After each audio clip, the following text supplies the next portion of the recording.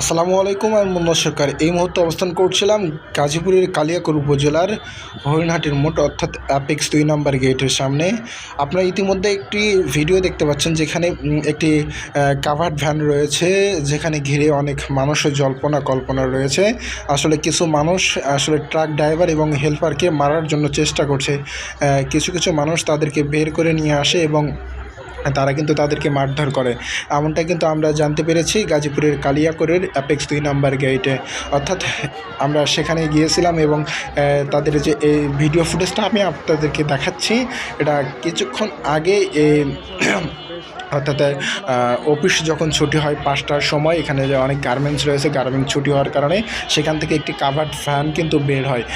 বের হওয়ার পরে জোরে আসতেছে, এখন তো শ্রমিকেরা আসছে না, গাড়ি জোরে না, ওই জোরে আসতেছে।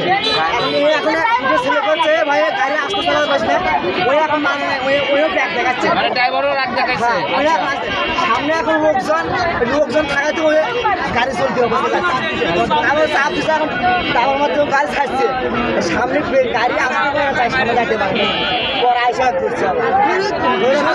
জনসাধারণ সবাই মিলে ব্যক্তিগতভাবে তো কোনো জনগণই মারছে, আবার গাড়ি ছাড়া দেখি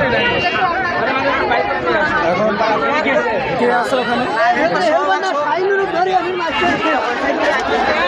কোথায়